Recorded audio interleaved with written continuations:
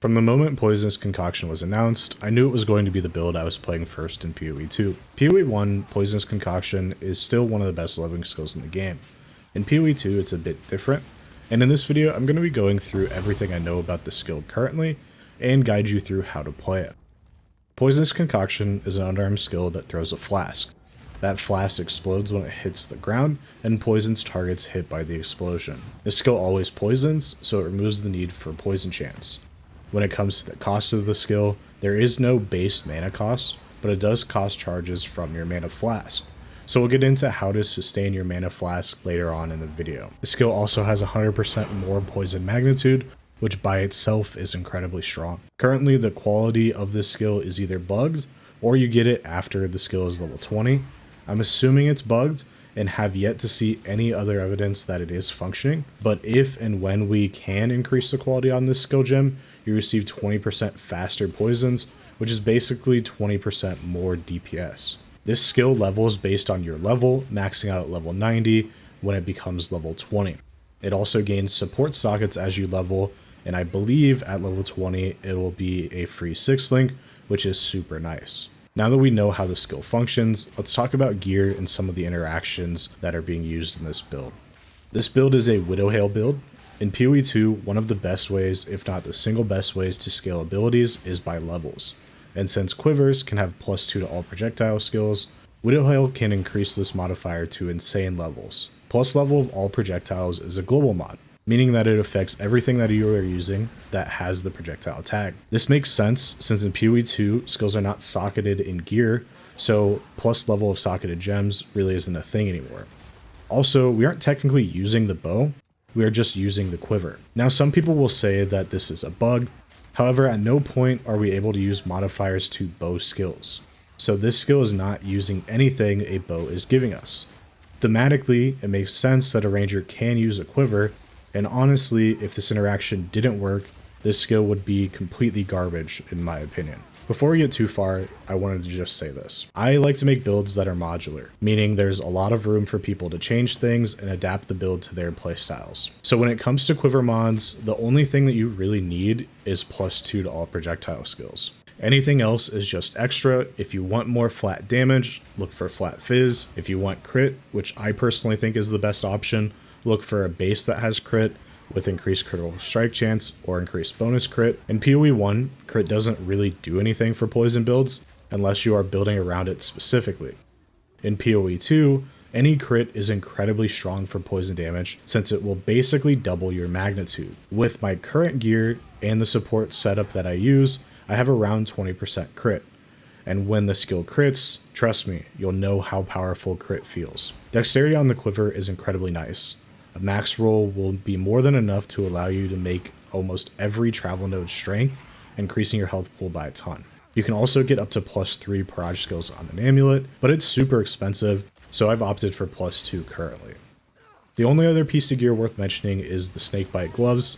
These gloves give you all the benefits of comorbidity with no downside.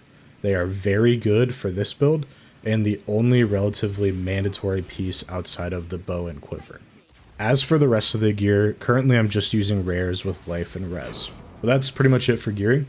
Here's a quick overview on the skills and supports that we're using.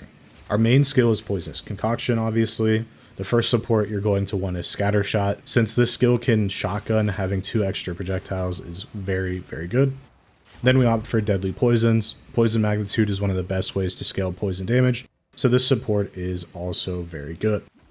Chaos Infusion is very nice as well. It just gives you a ton of extra flat chaos damage as the gem level scales. Side note, this is also why having flat damage on the quiver might not be the best option. As for the last 2 supports, there's a few different choices.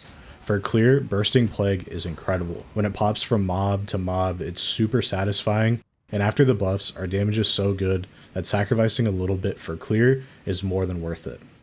Chaos Mastery is just more levels, which is also strong, and Inevitable Crit is scaling crit chance, leading to more crits in general. What I would suggest is using Bursting Plague and Inevitable Critical as your last 2 supports when mapping. And versus bosses, you're going to want to swap Bursting Plague with Chaos Mastery. Some of you will notice I'm not using Comorbidity in this build. This is because Comorbidity, on top of the double poison node from your Ascendancy, makes it so you're going to have 60% less poison duration and even more reduced duration from the nodes on the tree as well. Having low poison duration is pretty annoying when it comes to trying to have max poisons as much as possible, and as you get more and more stacks, the next extra stack becomes less valuable. Obviously 2 stacks is still very good, but having longer uptime is nice for gameplay, and most non-boss mobs will die before they even get 10 stacks anyway. For our other skills, we're using Despair, linked to Persistence and Heightened Curse, and Magnified Effect.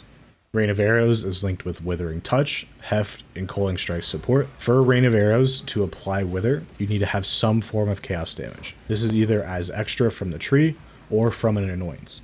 Until then, just use Toxic Growth. The reason why I'm using Heft is to slightly increase the base damage of Widow Hail, so we get a little bit of extra chaos damage. I did notice there were some weird situations before using Heft, where it wasn't applying Wither 100% of the time when using Rain of Arrows, but after applying Heft, it increased the base damage high enough so it was consistently applying it. I'm not sure if that has to do with like mobs chaos res or something like that, but it does work much better when you have Heft on it. For auras, we're using Wind Dancer, linked to Maim, Blind, and Cannibalism support. Cannibalism gives us 4% life recovery on kill, which is super nice for mapping, so do not skip it. The other 2 supports are nice for when we do get hit. They slow the enemies around you, they blind the enemies around you, making it much harder to be hit multiple times afterwards. Make sure that you also apply quality to this aura to get even more evasion. The last aura we are using is Alchemist Boon, linked with Vitality. We'll talk about this more next when we talk about how we're sustaining flash charges, but this aura just gives us passive flash charges. Sustaining flash charges was a pretty big topic when first theory crafting this build, and for a while I assumed the answer would just be get a lot of nodes on the tree and you're good. But then I started looking into different solutions, and my solution ended up being directly in front of my face. I spent some time looking into Flask mods and found that you can get increased charge gained on a Flask up to 70%. To put that into perspective, 3 nodes on the tree combine to give you 45% increased charges gained.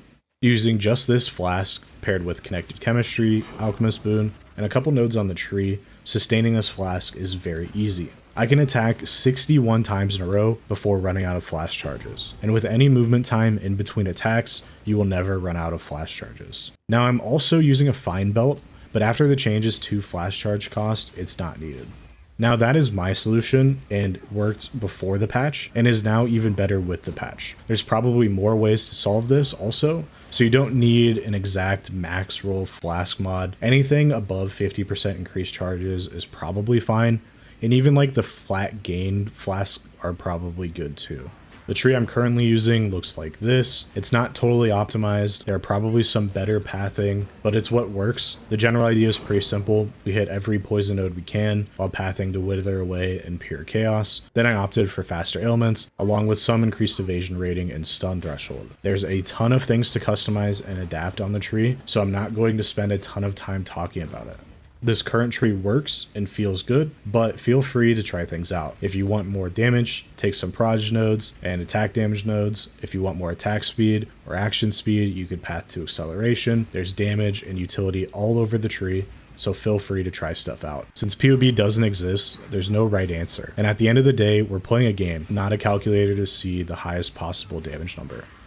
Survivability on this build is hard to judge. PoE 2 as a whole is weird when it comes to survivability. Some abilities looks like they're instant death, but then do no damage, while a spear thrown by a white mob might be the scariest thing ever. I'm still not sure what endgame survivability looks like, because I just don't know, and I'm not going to spoil myself when it comes to endgame bosses. For the time being, this build is more than fine in T15 maps, and the room to make it even more tanky is there. My gear is not good. I don't even have capped reses, and I only have 4k evasion. This number can scale way higher, but honestly, even with bad gear and evasion that isn't super high, from level 77 to level 88, I died maybe 6 or 7 times, and 3 of them were completely avoidable skill issue deaths, where I walked into red exploding on death effects that I couldn't see due to the dumb red rare on death effect that they just put into the game for no reason, only to obscure your vision. So half of my deaths were basically avoidable. Also, with the amount of flash charges we gain in conjunction with an instant life flask, it's very strong. With the recovery on kill you can get up to 6% life on kill from cannibalism and from leeching toxins. Basically, the only way you die is from one-shots, which do happen, but most of them are avoidable. As maps get more and more juiced, we will need more defensive layers. I will test out armor evasion hybrid pieces, I'll test out evasion ES with ghost shrouds at some point, and as well I will test out pure evasion with acrobatics. Like I said, for the time being, doing T15s, this current setup is fine, and if it gets to the point where survivability is an issue, expect a video going over how to get more survivability. That is one of the downsides to playing Pathfinder. There isn't an ascendancy node that gives you raw damage reduction. And at this point, if there was one, we still need all the ascendancy points that we have currently for the build to be as strong as it is. I really hope that they increase the poison prolif ascendancy. Honestly, if that was like 2 meters, it would feel way better. The fact that it's less than an aura is honestly laughable. Moving on, let's talk about scaling. This build has potential to be very expensive if you want to invest fully into scaling Widowhill. Widowhill can be corrupted to reach numbers up to 300%. These VOs are very, very expensive and not required, but obviously very good. Jewels can also get increased bonuses from your quiver, up to 15% per jewel, but these are multiple divines each. The current tree has 5 sockets. If you aren't looking to spend a ton on jewels, getting 15% increased magnitude of poisons and crit or attack speed or projectile damage are all options, and for the most part are pretty cheap. There is a world where you could go for Adorned and maybe get to like level 40 for this skill, which anything past that doesn't even have numbers in PoEDB, so it'd be pretty cool to get past that and see if there is a cap. So if you do want to spend a ton min-maxing this build to the fullest, it's got almost no end to the amount that you can put into it. Currently, I'd say my build is around 50 to 100 exalts now. That price might go up a lot if a lot of people start playing this build, but with the power of this build, I don't think lower budget versions will be bad. As for leveling, I'll make a video going through that separately, but you can use Widowhill at level 1, so if you are playing this build as your second character, buy a Widowhill, get a quiver with flat damage, and you'll trivialize the early game with Lightning Arrow and Lightning Rod. You could potentially swap to Peacock as early as the first Ascendancy if you use other uniques for Flask Sustain, but for most people, I'd wait until you have both Connected Chemistry and Peacock, as well as a +2 quiver and a decent Flask mod. Realistically, this is somewhere around like level 40 to level 50. That should be everything there is to be successful with this build. If you have any questions, please leave a comment. And if I missed anything, expect a follow-up video if it's super important. This build and all of my builds are made to be improved on. I think it's important to not just give solutions, but provide ways to find them. If there is something you find that sounds good, try it. And worst case scenario, you have my build to fall back on. This is an incredible time in the history of Path of Exile. Being in a game where nothing is understood or solved is awesome. So please, experiment, don't just copy. At the end of the day, we're playing a game, so just have fun, and who knows, maybe you'll find something even more overpowered. Thanks for watching.